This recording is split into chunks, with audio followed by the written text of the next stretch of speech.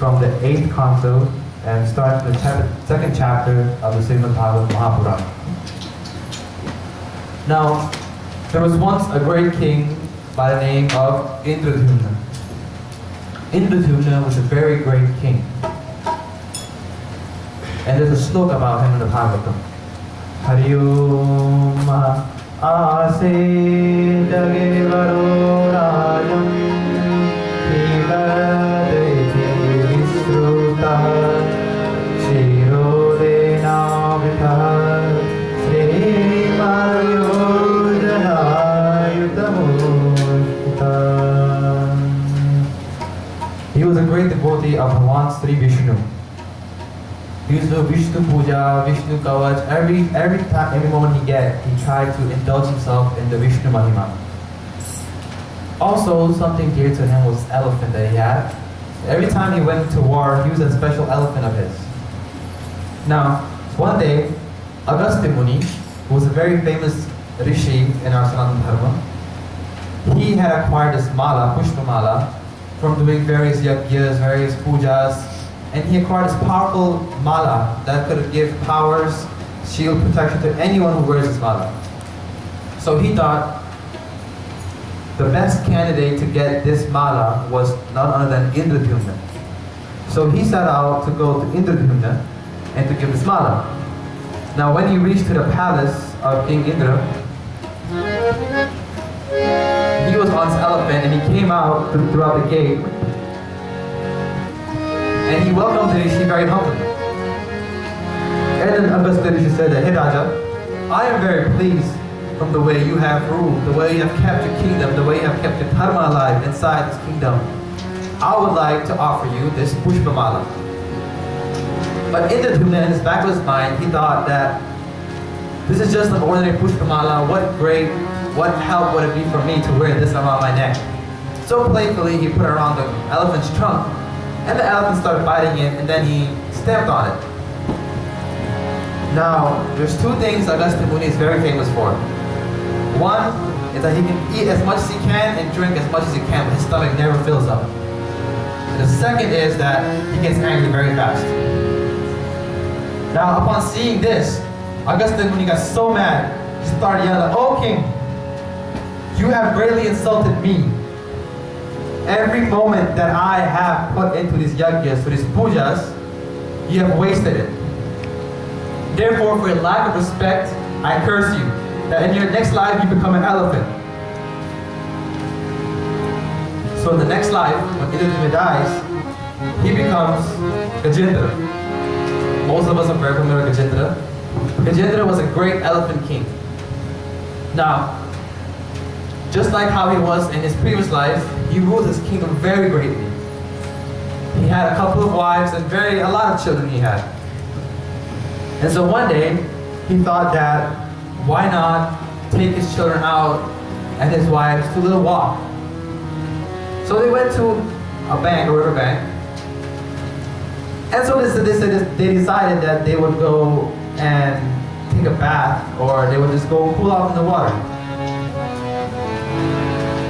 So Gajendra's kids and wife, they were on the bank, they were playing in the water.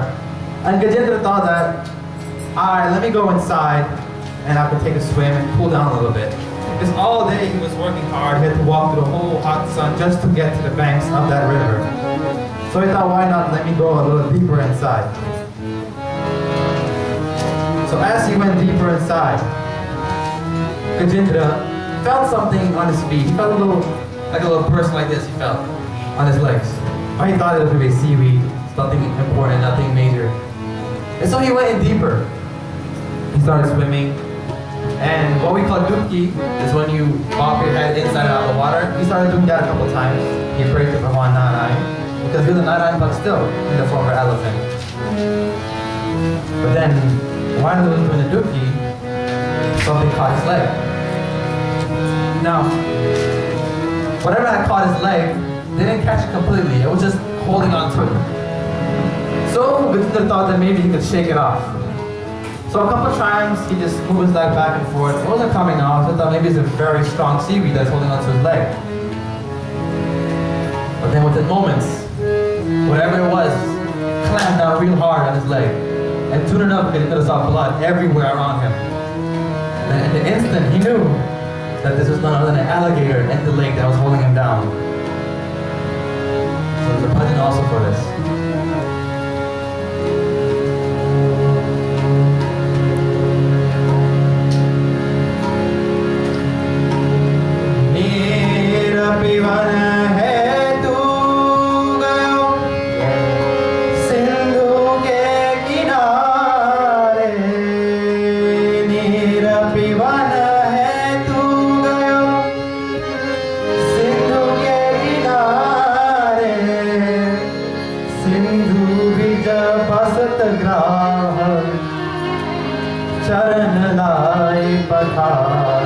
It is said that he only wanted to go and just take a bath inside the water.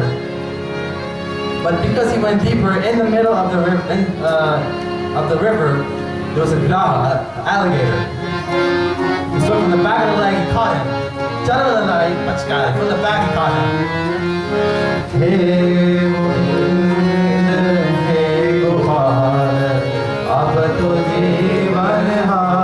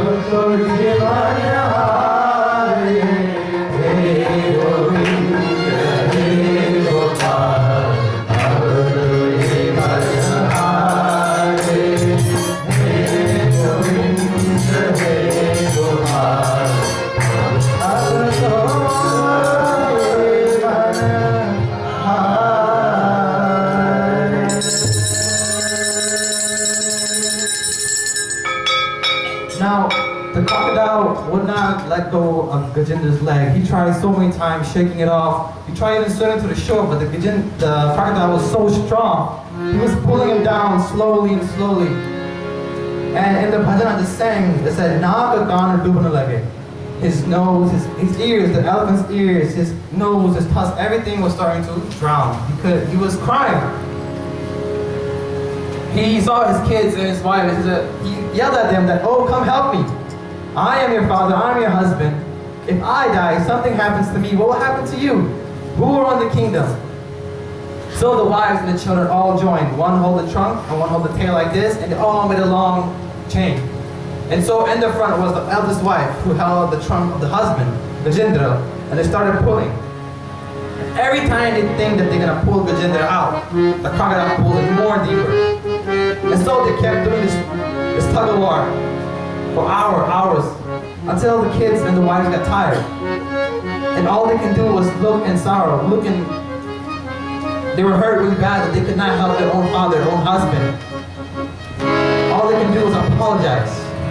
And slowly, they left back. They went back home because they couldn't do anything else. So slowly, every part of Gajendra was being pulled in. And he was calling to the Devatas. He was saying, oh Bhagwan, please help me. I am your son, please help me. Now, the Devatas in the heaven, they had a dilemma because they were like, he's not taking any of our names, so who should go rescue him? All the Devatas are thinking, should I go? He didn't take my name, so why should I go? He didn't say, oh Shiva, he didn't say, oh Brahma, he didn't say, oh Durga. He just said, Bhagwan, we are all Bhagwan, so who should go? And slowly, Gajendra is drowning down, his eyes halfway already drowned, and from the corner of whatever is left, he sees a pink lotus flower. He picks it up with his trunk, and he puts it high in the sky, and he says, Niravisesaya Samyaya Namo Gyanadhanaya Cha Kshetragaya Namastubhyam Sarvadakshaya Samikshine Nivesesaya Samyaya Namo Gyanadhanaya Cha.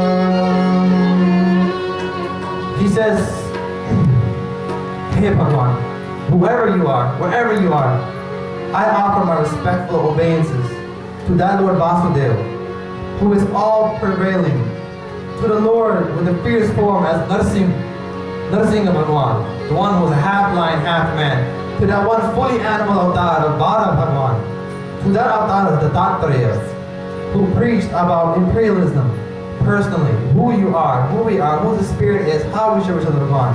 I pray to that Dattaraya Bhagwan, and I prostrate to that Bhagwan, who has no earthly connections, no material connection, yet he is connected to everything.